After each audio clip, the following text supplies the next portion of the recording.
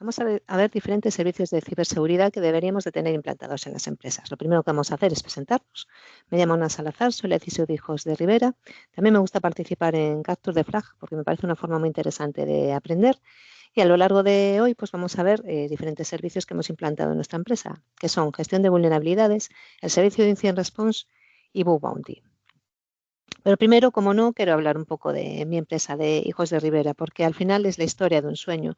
Es la historia de un sueño de un emprendedor que al regreso de la inmigración en América pues apuesta por diferentes proyectos y hay uno que tiene mucho éxito que es la cerveza, pero antes monta una fábrica de hielo y de cervezas. Esto se fundó en 1906, una de nuestras marcas emblemáticas. Si venís a La Coruña, evidentemente tenéis que pasaros por nuestra fábrica, por nuestra cervecería de Cuatro Caminos. Ahí se han montado desde 1999 la cerveza sin pasteurizar de Estrella Galicia que tenemos en los diferentes tanques y nos ha ayudado mucho a avanzar la expansión de la cerveza a lo largo de toda España. La fábrica que tenemos hasta ahora la teníamos en La Grela, pero ¿qué es lo que ha pasado? Que vendíamos más de 500 millones de litros y hemos tenido que crecer. Hemos crecido dentro de la misma ciudad porque una de las cosas más importantes que hay es tener la misma agua para fabricar la cerveza. Por eso lo que tenemos ahora es una nueva fábrica en Moras, muy cerquita de donde proveemos del agua dentro de nuestra compañía. ¿Qué os voy a recomendar también? Evidentemente, si venís a La Coruña tenéis que conocer nuestro Mega, que es un museo diferente en el que vais a ver, incluso si venís por la semana, vais a poder ver funcionar los grupos de envasados. Está montado desde el año 2019 y se inaugura también en esa fecha emblemática que es el 19 del 06, haciendo alusión a nuestra querida marca de cerveza 1906, la 1009. ¿Y qué es lo que hacemos desde el área de ciberseguridad? Pues desde abril del 2024 tenemos un gran reto porque Hijos de Rivera no es solo Estrella Galicia, como veis hay un montón de empresas a donde queremos llevar este servicio de ciberseguridad. Tenemos que ampliar todo lo que tenemos a todas las empresas de la corporación. Primer punto que vamos a ver, pues qué posiciones en ciberseguridad podemos tener dentro de nuestras empresas. Vamos a dividirlo en 4 grandes ámbitos que son cumplimiento legislativo, las propias soluciones de IT, que son por las que solemos empezar todas las empresas, soluciones de OT, en las que tenemos fábricas, o IoT, tanto si tenemos fábricas como no, los que tienen paneles solares también deben de tener soluciones IoT, y la parte de validación de identidad.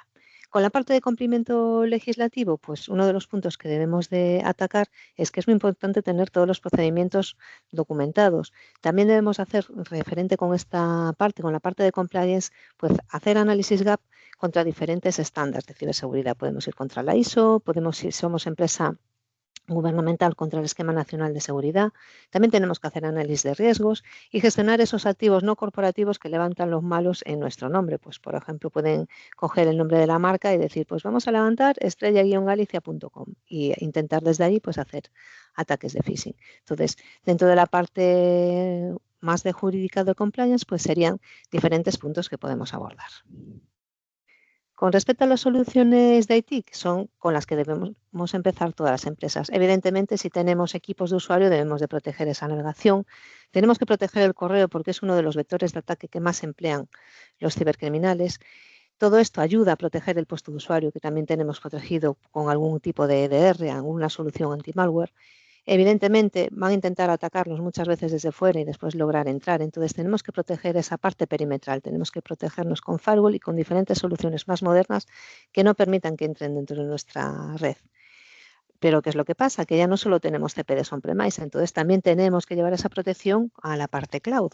Cloud puede tener una certificación 27001, pero tienen lo que se denomina la postura de ciberseguridad. Esto consiste en que van a tener una serie de configuraciones que van a depender de nosotros, de los que estamos comprando ese servicio. Entonces, ojo, no pensemos que llevar las cosas a la nube ya implica seguridad. Implica seguridad si se la activamos. Entonces, esta parte es muy importante. Y, evidentemente, más soluciones de IT, pues tenemos que hacer auditorías, tenemos que monitorizar todos esos eventos que ocurren en los diferentes activos. Entonces, para esto normalmente, ¿qué es lo que debemos de tener? Pues un primer nivel de SOC que nos filtre todas esas alertas que llegan para que al siguiente nivel que nos llegue ya nos lleguen filtradas y algunas ya estarán hasta mitigadas, ¿no? Y que a los siguientes niveles ya nos lleguen, pues son las que tenemos que actuar. Para actuar, ¿qué es lo que solemos utilizar? Entraremos en más profundidad cuando hablemos del Incident Response. Pues una serie de documentos que denominamos Playbook, en donde van a estar detallados todos esos pasitos que tenemos que hacer para poder mitigar esos intentos de ataque que recibimos todas las empresas. Dentro de la parte de OT, pues vamos a tener que proteger los PLCs con una solución diferente pero similar a la que se utiliza en los equipos PCs. Es importante tener segmentados los diferentes grupos que tenemos en la planta. Si hay un problema en la máquina de envasado que no nos afecte a otro tipo de máquinas, y evidentemente tenemos que poner una frontera entre los equipos IT y OT para que no nos afecte un problema que esté tanto del área de IT como del área de OT y viceversa. Entonces, ¿qué es lo que se suele utilizar en estos entornos? Pues normalmente es gente de OT que al final se acaba especializando en IT, ya que es muy importante que conozcan toda esa parte de OT que tiene una gestión totalmente diferente. Con respecto a la parte de gestión de identidad, pues muy importante, ¿no? Las identidades hay que gestionarlas en todos los diferentes sistemas. Entonces podemos tener un directorio activo, podemos tener herramientas legacy que tengan su propia herramienta de gestión de identidades, identidades para las personas, para los consumidores, por ejemplo. Entonces es importante tener una herramienta que nos cruce toda esa información y la podamos ver de forma centralizada. Y también es muy importante para minimizar el tiempo de alta de empleados, pues soluciones de onboarding que se puedan hacer de forma desatendida, pidiéndonos una serie de información que podamos hacer esa entrada en el sistema. Y ahora sí vamos a hablar de las soluciones orientadas a la parte de IT, que son las tres de las que hablábamos al principio. Gestión de vulnerabilidades, el servicio de Incident Response y el servicio de Bounty. Evidentemente hay más soluciones, pero es imposible verlas todas a lo largo de esta charla. El servicio de gestión de vulnerabilidades. Este servicio lo montamos ya hace muchos años y lo primero que tienes que hacer cuando montas este tipo de servicios es ver de qué quieres, o sea, tienes que saber lo que tienes que gestionar. Entonces es muy importante tener ese inventario de activos. Normalmente esta parte, la primera parte de dar de alta el servicio es más fácil, ¿no? Porque tú coges, hablas con las diferentes partes de la empresa, hablas con redes, te pasan las IPs públicas, hablas con arquitectura, todas esas IPs de los servidores, ves con el catálogo de servicios para ver qué webs son críticas para poder escanear. Entonces, haces esa primera visión, ya tienes tu inventario y ya puedes hacer esa planificación de análisis. Pero, ¿qué es lo que vimos? Que la parte de alta más baja es lo que nos cuesta mantener más, porque al final, si tienes un problema en un servidor, lo que vas a hacer es reinstalarlo, montarlo enseguida para que ese servicio vuelva a funcionar. Y a lo mejor, pues olvidan de avisarnos, ¿no? Oye, mira, que hemos cambiado el servidor, tienes que volver a poner el proceso de gestión de vulnerabilidades. Entonces, lo que decidimos hacer es cada cierto tiempo, lo que hacemos es pues, hacer un chequeo, ¿no? Que estén todos los servidores nuevos, todas esas IPs estén dadas de alta en el servicio. Entonces, hacemos ese control periódico entre distintos sistemas para determinar posibles desviaciones y añadir los activos que puedan faltar. Una vez que ya tienes todos los activos y que logras mantenerlos, pues es muy importante definir qué tipos de escaneos quieres hacer. Normalmente se harán diferentes tipos de escaneos. Escaneos internos, donde escaneas todos los servidores a los que tienes acceso dentro de la red. Eso se hace desde una máquina que tienes internamente y puede llegar tanto a servidores como equipos de comunicaciones como a equipos de usuarios, ¿no? Lanzas ese escaneo interno. Escaneos externos, pues también es muy importante saber cómo te ven los malos. Hacer escaneos a esas IPs que tienes públicas, a esos servicios hosting que tienes públicos, para ver qué vulnerabilidades tienes y adelantarte a mitigarlas antes de que lo hagan los cibercriminales. ¿Qué es lo que detectamos cuando hicimos este tipo de escaneos? Pues utilizamos, muy importante también, toda la parte de presupuesto cuando estamos hablando de ciberseguridad. Pues este tipo de escaneos internos y externos utilizan, digamos, la licencia básica de la herramienta que utilizamos. Pero si necesitas tener más profundidad a la hora de hacer un escaneo web, por ejemplo, lo que compramos fue un módulo avanzado para que nos permitiera incluso hacer escaneos y ejecutar esos plugins en las webs, incluso autenticados.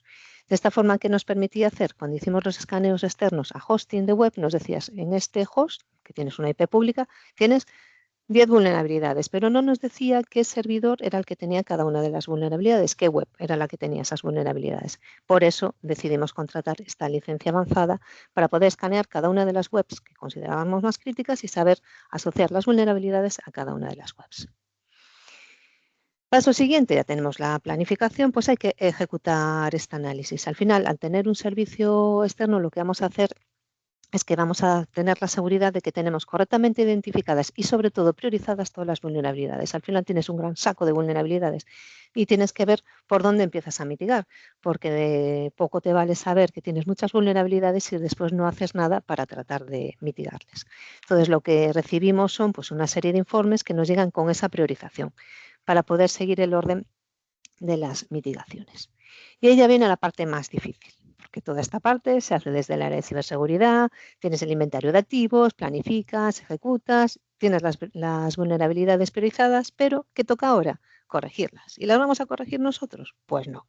Las tienen que corregir nuestros compañeros, las tienen que corregir a la vez que están montando nuevos sistemas que nos está pidiendo el negocio, ¿no? Entonces ahí empieza a jugar lo que llamo yo la mano izquierda.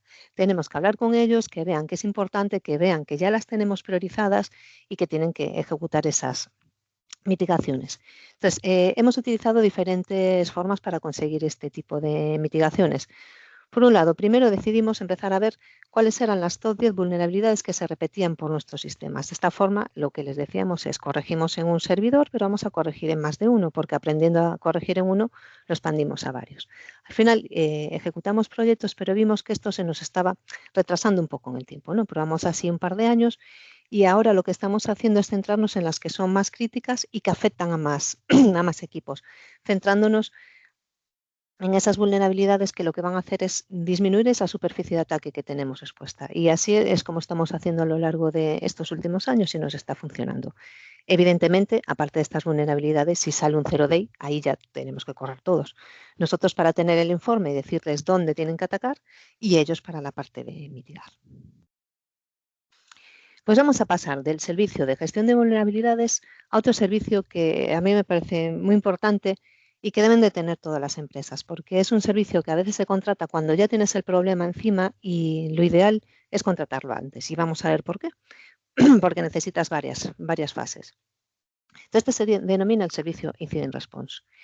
¿Qué es lo que teníamos? Pues teníamos un servicio de Incident Response que realmente era como una evolución que nos permitía pues, analizar binarios que no detectaba el EDR, ¿no? Pero necesitábamos un servicio más avanzado y nos vinieron a contar este servicio de Incident Response que ofrecía una parte anterior, que era una parte de prepararte. Te voy a preparar, te voy a entrenar, como en el gimnasio, pero te voy a entrenar para que puedas mitigar esos ataques que te puedan llegar, porque somos una empresa que la contratamos, es una empresa que trabaja en muchos incidentes reales que le pasan a muchas compañías. Entonces tienen esa expertise que tú como empresa no vas a tener. Por eso es muy importante que estos servicios lo hagas con empresas que han estado participando en muchos tipos de ciberincidentes diferentes.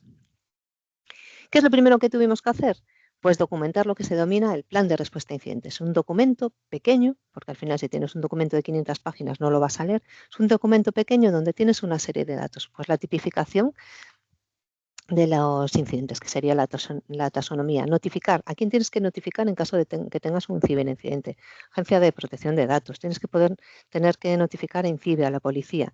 Ese tipo de información no tienes. Un resumen de los activos, un resumen de metodología de trabajo, un resumen de cómo tienes la red, de las personas de contacto para, en caso de que haya un incidente, a quién tienes que llamar. Y ese documento tiene que ser un documento activo.